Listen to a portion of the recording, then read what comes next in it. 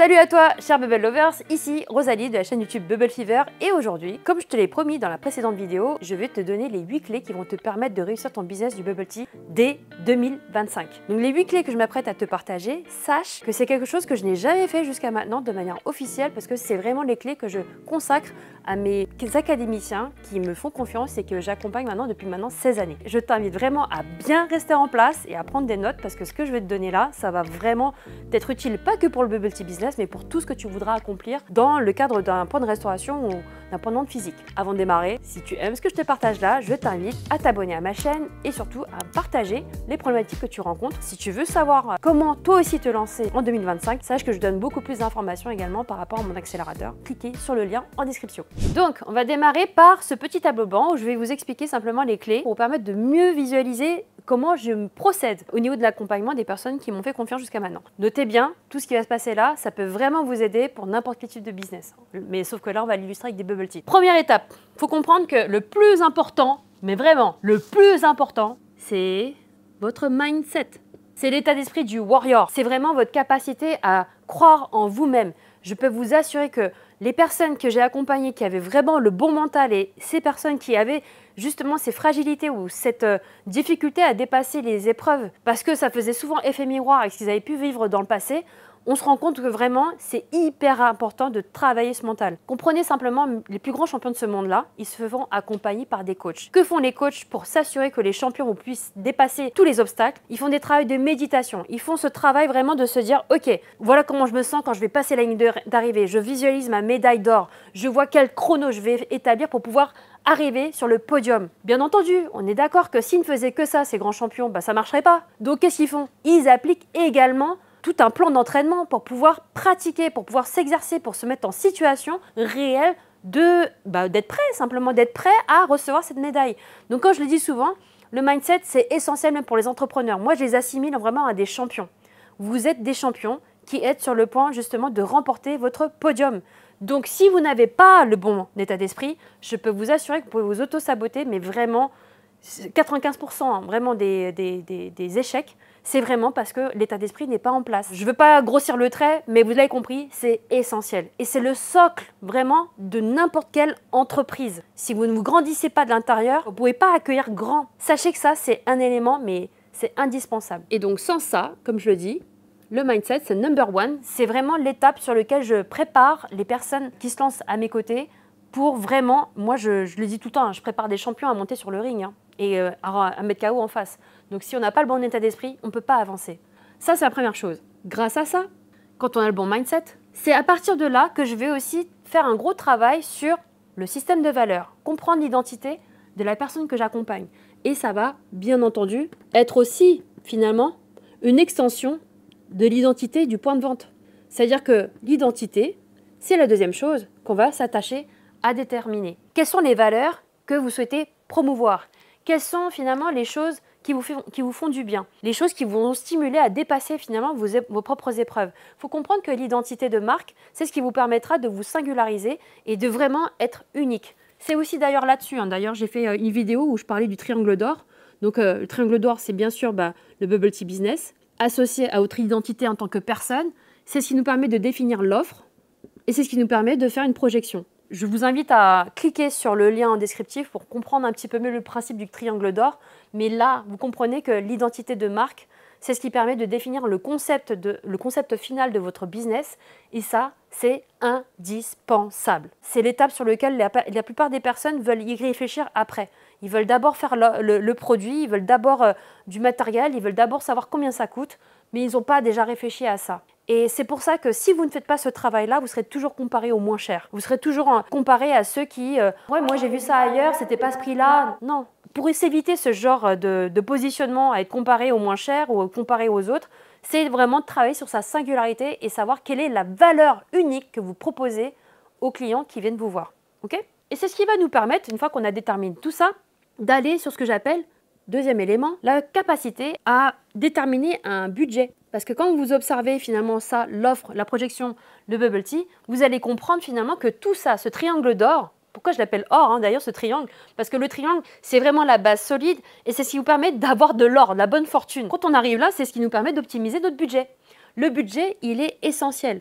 Parce que justement, lorsque vous voulez lancer un concept et que vous n'avez aucune idée de comment ça fonctionne, de qu'est-ce que je veux promouvoir, quelle est l'identité que je veux mettre en avant, vous ne pouvez pas défendre ce budget. Vous ne pouvez pas le justifier. Et c'est pour ça qu'on se retrouve finalement dans une étape qui est hyper importante, qui est la troisième étape. C'est cette projection, entre guillemets, budgétaire qui sera possible et qui vous permettra de faire ce que j'appelle un pitch. Parce que quand on a une idée du concept et de l'identité qu'on veut porter, c'est ce qui nous permet d'obtenir des financements ou des aides. Et donc, je reprends la métaphore, mais lorsqu'on fait ce travail-là, on ne peut pas en fait juste aller demander « ouais, il me faut ça, ça, ça, ça, ça ». Non, il va falloir justifier ici le concept, l'identité justement de votre enseigne. Ça va avec l'identité concept, hein.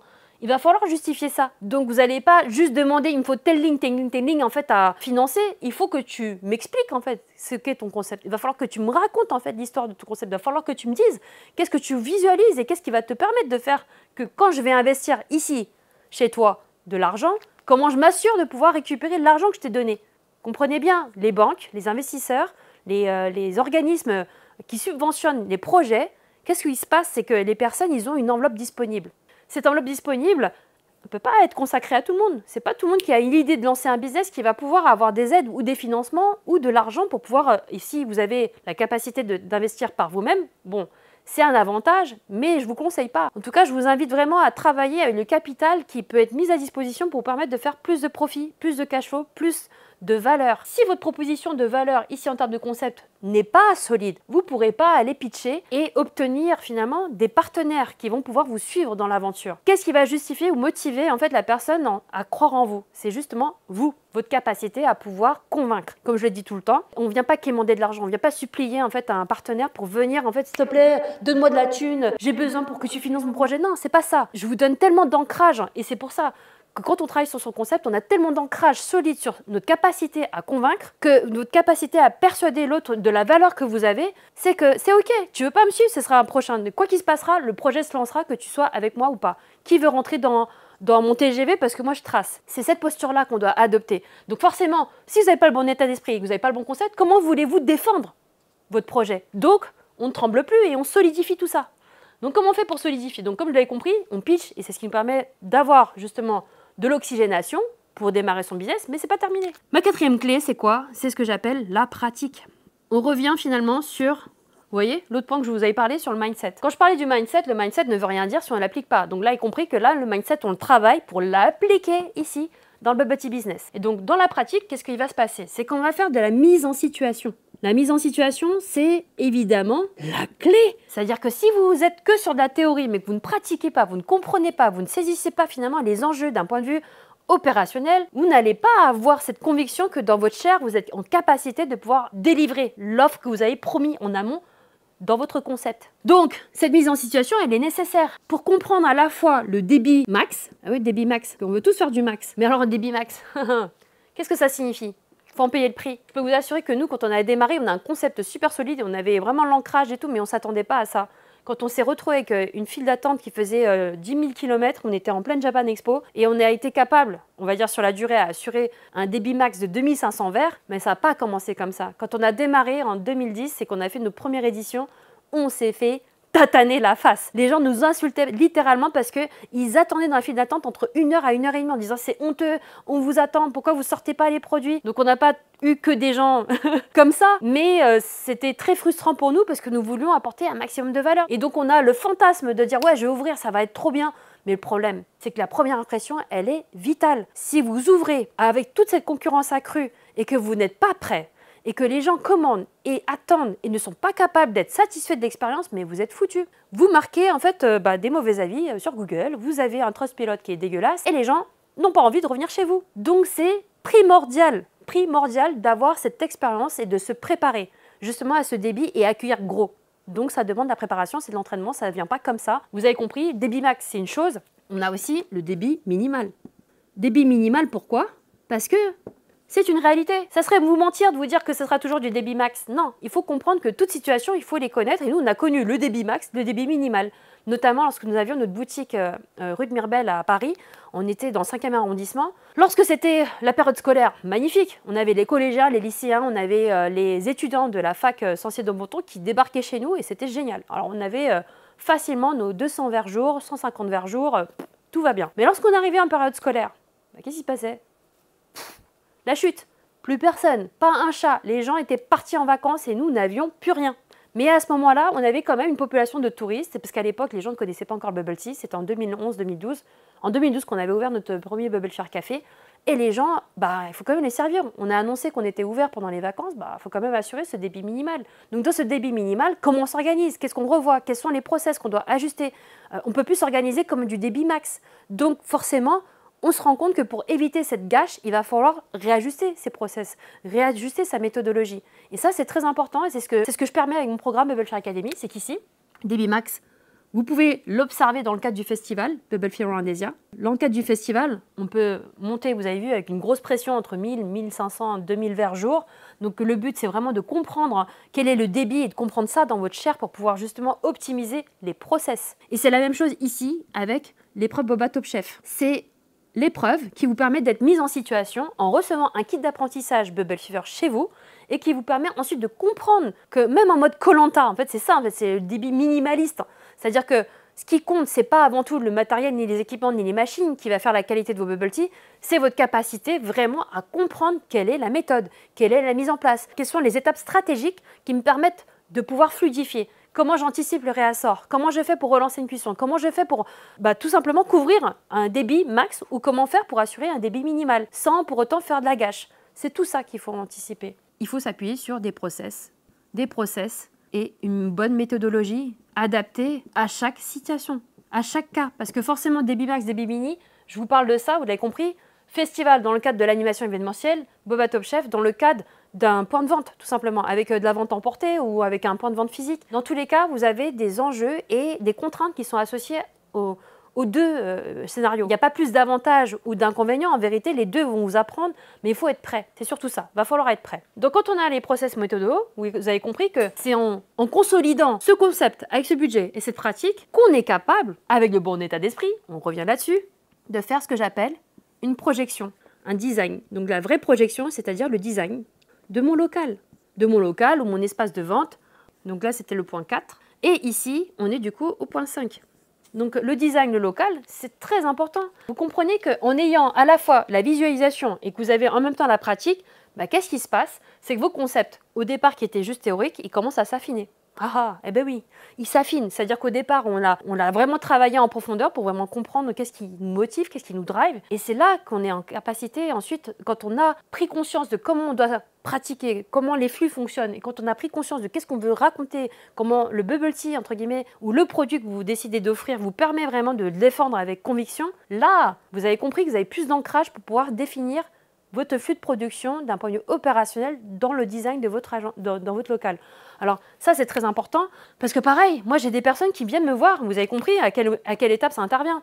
Moi j'avais des personnes qui venaient me voir pour que je leur apprenne à faire des bubble tea, ils voulaient arriver tout de suite ici. Mais quand ils arrivaient tout de suite ici, j'avais découvert qu'ils avaient déjà travaillé sur leur design, qu'ils avaient déjà en fait tout mis en place avec un architecte et que finalement ils étaient déjà coincés. Tout le flux était déjà mis en place par un professionnel qui ne connaissait pas le flux associé à une offre bubble tea.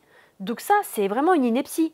Donc vous l'avez compris à quel stade ça arrive ici. Là, si vraiment vous voulez vous faire des grosses économies, ne faites pas l'erreur que font beaucoup. C'est-à-dire, vas-y, j'investis dans tout le matériel, j'investis dans toutes les machines, je fais en sorte d'avoir tout le matériel pour faire les trucs. Et ensuite, j'agence le machin et ensuite, je vais aller voir Rosalie pour faire des recettes. Non, mais non, surtout pas. Ici, on va faire des grosses économies. On parlait de budget, c'est là que vous allez comprendre que c'est pas terminé.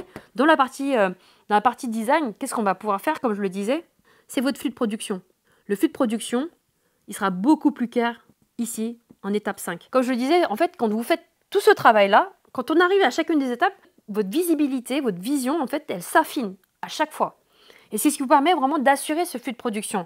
Vous allez pouvoir aussi travailler, pas que le flux de production, on va aussi comprendre comment on va optimiser les espaces. Parce que comme on a un concept, qu'on a aussi fait de la pratique, qu'on a aussi déterminé, l'enveloppe, qu'est-ce qui va se passer? C'est qu'ici, on va pouvoir optimiser les espaces. Les espaces donc liés à la prod, c'est-à-dire vraiment à la production, c'est-à-dire bubble tea bar, ou ça peut être votre side sucré ou salé, peu importe, ou sucré, pardon, voilà. On va pouvoir optimiser et anticiper, projeter finalement l'espace lié au stockage. Donc ça, pareil, les gens ne voient que la partie prod, mais ne voient pas que le stockage, c'est hyper important. Si vous êtes en flux tendu, vos coûts augmentent quand vous êtes en tendu, parce que les fournisseurs ne vont pas tous vous donner en fait du franco, ils ne vont pas tous vous faire de la gratuité sur leur marchandise au niveau de la livraison. Donc l'espace de stockage, c'est très important de pouvoir ajuster ça. Quel espace je vais allouer à ça pour pouvoir stocker de la marchandise, parce que c'est ce qui va vous permettre de faire de la rotation. Quel espace j'ai pour la vente? Quel espace j'ai pour les places assises? Tout ça va vous permettre de déterminer justement le flux, l'organisation. Et donc, comment je m'y prends? C'est là ici que je vais vous apprendre à utiliser un logiciel en 3D. C'est très important parce que quand vous faites ce travail sur le design, vous êtes en capacité de pas déjà investir, vous pouvez en fait visualiser déjà votre travail, votre espace. Et c'est là qu'on fait des grosses économies entre, comme je le disais déjà dans ma vidéo, que vous pourrez cliquer là ici en lien pour comprendre. C'est là que vous pouvez économiser entre 5K € à 10K. Parce que ce soit entre guillemets le coût des machines ou matériel inutile ou que ce soit le coût de l'architecte, parce que l'architecte, pourquoi j'insiste autant là-dessus? Les gens me disent ouais mais c'est bon, j'ai déjà un spécialiste, j'ai payé en fait l'architecte, il s'occupe de ça, il fait ma déco. Alors j'ai pas dit que sa contribution était inutile, mais en tout cas c'est pas lui qui va pouvoir vous challenger sur le flux de production. Le flux de production, il faut le comprendre, c'est ce qui oxygène votre business. Si vous n'êtes pas en capacité de vraiment organiser votre espace de la bonne manière, vos équipes vont souffrir. Ils vont devoir travailler avec un outil de travail par défaut. Vous avez tellement mis d'argent en fait sur ce poste-là que vous ne pouvez pas refaire en marche arrière. Vous êtes obligé de travailler par défaut avec un outil qui n'est pas adapté, qui est clairement dégueulasse. Alors il est peut-être très joli, très mignon, mais pas du tout adapté pour faire du bon flux. Je le dis tout le temps, le flux de production, c'est ce qui permet d'optimiser, pas d'avoir d'attente sur la file d'attente, de faire en sorte que vous êtes capable de livrer rapidement et de sortir le produit avec une satisfaction max, avec une vraie qualité de produit. Ça ne sert à rien de faire du gros débit si c'est dégueulasse. Qu'on s'entende. Pour moi, c'était déjà un basique, on ne peut pas faire autrement. Comprenez bien que vos artisans, votre plombier, toutes ces personnes-là, même l'architecte, en vérité, ils attendent le capitaine. C'est le capitaine qui doit donner les instructions. Ce n'est pas l'architecte qui doit vous donner de la clarté. C'est vous-même qui devez savoir comment challenger ces professionnels autour de vous. Si vous-même, vous n'avez aucune idée, que vous remettez à eux, alors que c'est un métier qu'ils ne connaissent pas, mais là, c'est mission suicide. Là c'est mettre de l'argent pas du tout au bon endroit. Donc, comprenez bien qu'il y a un prix à payer. Et le prix à payer, c'est soit vous payez des professionnels, c'est pas le problème. Le professionnel, vous le payez, mais il n'a pas la capacité de vous aider. Soit vous payez le prix de, ok, je prends mon temps, mais je fais en sorte de comprendre vraiment le business avant de challenger finalement un professionnel. Ou bien, vous faites le choix de faire comme les 900 académiciens qui prennent le choix de se faire accompagner avec Bubble Fair Academy, par tasse fermée. Voilà, donc ça c'est pour le design, le local. Une fois qu'on a déterminé tout ça, c'est pas terminé, on va aller sur ce que j'appelle ici et là, on a du coup la stratégie de commercialisation. Quelle stratégie je vais établir pour commercialiser mon offre? Parce que ça aussi, très important. Comment je commercialise en fait tout ça? Vous avez compris que en réalité, quand on travaille sur tous ces éléments-là, ça va nous permettre encore plus de renforcer finalement notre capacité à pitcher ici, pour justement affiner encore plus ce discours auprès des éventuels partenaires. C'est pour ça que je dis, dès lors qu'on arrive ici, on peut déjà commencer à pitcher, mais c'est quand même mieux de pouvoir structurer, d'avoir une vision d'ensemble de comment vous allez structurer votre projet qui permettra justement de renforcer votre assise lorsque vous allez pitcher votre projet. Et donc ici, la stratégie de commercialisation, on y vient, c'est forcément ce qui intéresse également aux partenaires. Ok, c'est bien sympa, tu as un beau projet, tu as un beau concept, ok, tu m'as donné ton budget, ok, tu as pratiqué, ça me fait plaisir, ok, tu as une vision, c'est très bien, ta vision, elle a l'air cool. Mais alors comment tu comptes t'y prendre? C'est là qu'on y vient. Comment tu comptes t'y prendre pour faire ce que tu as dit, 10 à 15K par mois, juste en vendant des bubble tea? C'est bien gentil tout ça, mais comment on s'y prend? Vous l'avez compris, c'est ici qu'on y vient. Dans la stratégie de commercialisation, il faut comprendre que c'est essentiel maintenant d'exister sur les réseaux sociaux. Les gens qui me disent « ouais, moi je veux juste ouvrir mon point de vente, je veux juste ouvrir et vendre mes trucs et je sais que ça va le faire ». C'est terminé. Il y a plusieurs paramètres à mettre en place lorsque vous décidez de faire votre ouverture. Lorsque vous allez commercialiser votre offre, il va falloir travailler sur plusieurs facteurs. Le premier, c'est déjà créer votre présence en digital. Si vous avez du mal avec ça, franchement, lâchez l'affaire. Alors pourquoi je dis ça? À part si vous êtes chef étoilé ou si vous êtes MAF, ou meilleur apprenti ou meilleur ouvrier de France, où vous n'avez pas, entre guillemets, un label bien particulier qui vous distingue de la masse et qui vous permettrait de faire fi des réseaux sociaux, ok, ouvrez-le et je pense que le bouche à oreille pourra faire son taf. Mais aujourd'hui, on est en 2025, c'est impossible de ne pas exister sur les réseaux sociaux. Et encore même, vous voyez maintenant que même HTBesque, que Michalak, que tous les noms de la pâtisserie, même Cédric Grolet, enfin tout le monde est sur les réseaux sociaux, ok? Donc c'est impossible de se dire, vas-y, j'ouvre mon point de vente et je ne m'occupe pas de mes réseaux sociaux. Digitalisation obligatoire. Et je ne vous parle même pas d'ouvrir un site internet, je vous parle juste de vos réseaux sociaux. Capitalisez bien là-dessus parce que ça peut vous permettre, avec un ticket de démarrage très faible, de pouvoir justement avoir une base qui va vous soutenir, qui sera vos supporters. Parce que vous aurez travaillé votre identité de marque, votre concept, vous allez être en capacité de bien fédérer votre communauté autour de votre message, autour de ce que vous allez proposer. Donc très important, l'aspect digitalisation, il ne faut pas l'ignorer, ça doit faire partie de l'équation. Ok? Sur la partie digitale, c'est pas terminé. Un autre volet qui est tout simplement la partie animation. Et ouais, quand vous êtes sur un local, comprenez bien qu'il y a une expérience client à faire vivre. Que votre local, il vit, il a une âme. S'il n'est là que pour débiter, bah, vous faites comme tous les autres malheureux qui sont là que pour faire du volume. Mais vous ne créez pas une expérience client. Il faut vraiment se dire c'est quoi l'histoire que vous racontez. Donc, créer du lien avec vos clients. Il faut comprendre quand même, je le répète souvent, que les commerces de proximité, c'est vraiment un lieu exceptionnel. C'est encore là où le lien social existe vraiment. Vous avez la chance d'être de ces opérateurs commerciaux qui sont là pour nourrir ce tissu. Comprenez aussi qu'une ville qui n'a plus de commerçants, c'est une ville qui meurt. Donc vous avez tout intérêt à établir un vrai lien authentique avec ces personnes-là et à créer justement une expérience pour faire en sorte que votre lieu soit incontournable. Ça passe par forcément mettre en place l'inauguration officielle, ça passe par créer des animations, structurer des événements spécifiques, des promotions, en tout cas toute une mécanique qui fera que votre client il se sent bien chez vous et il a envie de revenir. Cette expérience vraiment en réel, je vous parlais en fait du physique, pourquoi? Parce que ça va en complémentaire avec le digital. Créer sa présence en digital, c'est bien, c'est un peu une extension de votre vitrine qui n'est pas que sur la rue, elle est aussi sur Internet. Et créer effectivement cette expérience en physique, c'est aussi appuyer encore plus sur le fait que vous êtes vraiment engagé dans l'expérience finale avec votre client, que vous n'êtes pas juste une vitrine. Donc ça, très important de capitaliser là-dessus. Et bien sûr, c'est aussi une offre de lancement. Ah oui, parce que les gens me disent « Ouais, mais ça veut dire que le prix que j'ai mis dans la carte, je le lance tout de suite ». Non, stratégie de pénétration. On fait en sorte de vraiment rentrer sur le marché, faire la distinction et faire en sorte que les personnes aient envie de venir chez vous en priorité. Mais attention, quand les gens me disent ouais, stratégie, ok, je vais faire de l'agressivité, je vais faire un acheté, un gratuit, faites pas ça. Surtout pas. Il faut aller de manière expérientielle. Il faut apporter de la valeur. Si vous allez sur ce genre d'opération, vous faites comme tous les autres qui vont faire du dumping, qui vont casser les prix et vous allez être perçu comme quelqu'un qui n'apporte pas de la qualité. Donc, dans la stratégie d'offre de lancement, réfléchissez à des choses, à des mécaniques qui sont plus qualitatives. Se dire, voilà, je vais peut-être offrir un petit bonus, un petit gif, je vais peut-être générer en fait une autre expérience ou tel élément que je vais proposer, ça va être peut-être une remise bien spécifique dans le cadre de mon offre de lancement.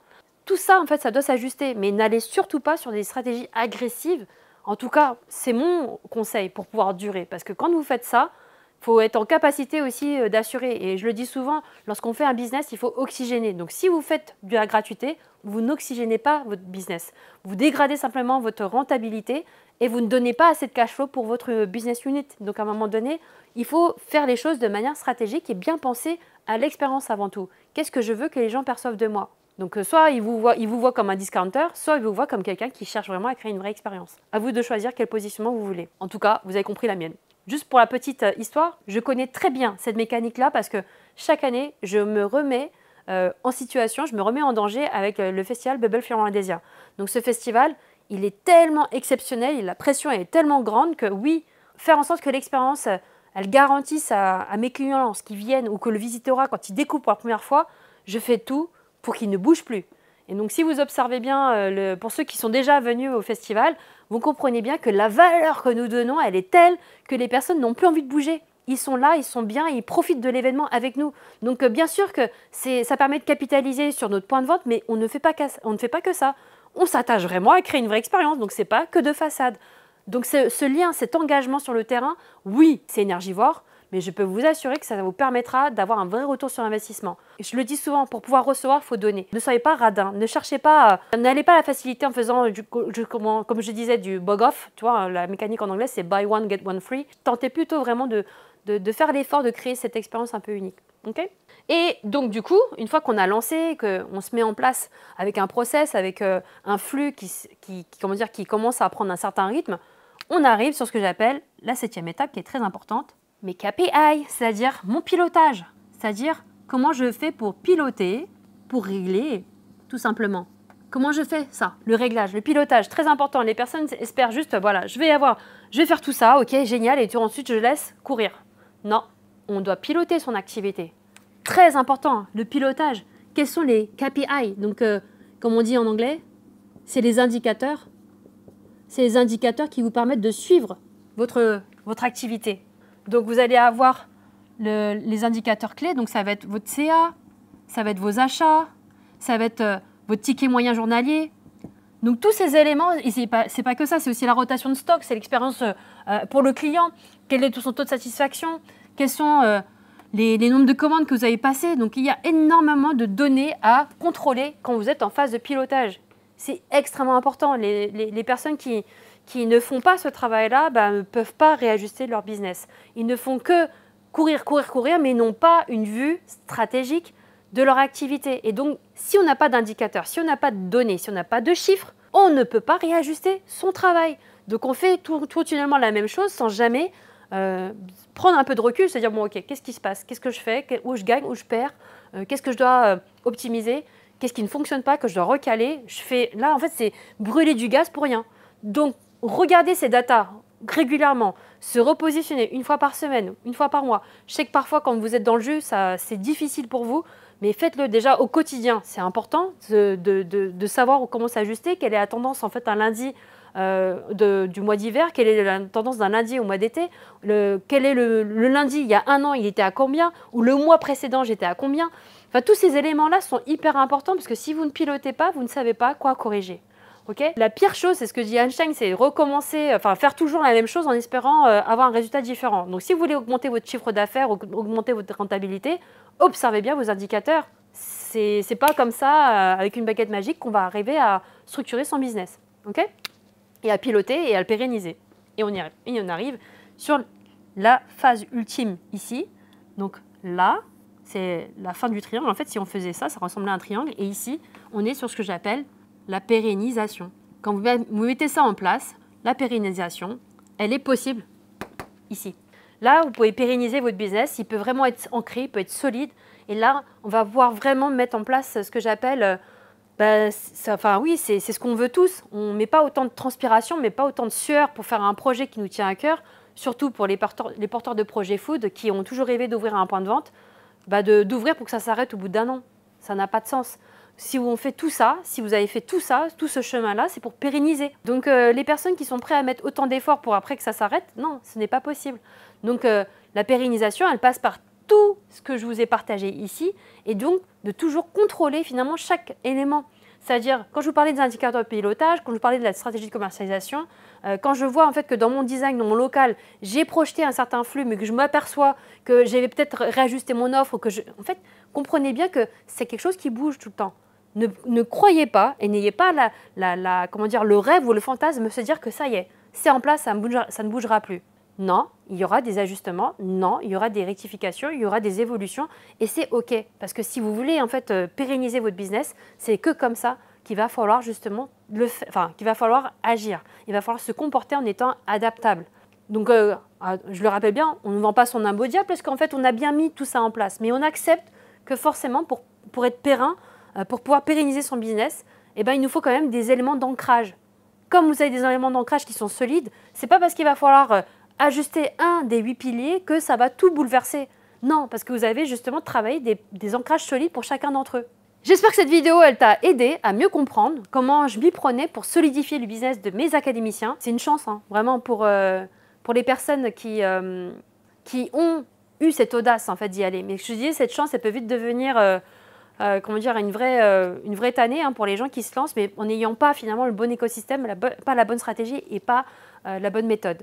Donc, si tu veux t'éviter toutes les difficultés que je t'ai pu partager ici dans les différents piliers, je t'invite tout simplement à t'abonner à ma chaîne, mais surtout à découvrir ce que je te partage dans ma vidéo descriptive où tu pourras mieux comprendre comment tu peux avoir ce triangle d'or également. Et donc, bien établir le deuxième pilier après le mindset pour pouvoir bien attaquer ton business Bubble Tea en 2025. Oui, j'oubliais, n'oublie pas, abonne-toi à la chaîne YouTube.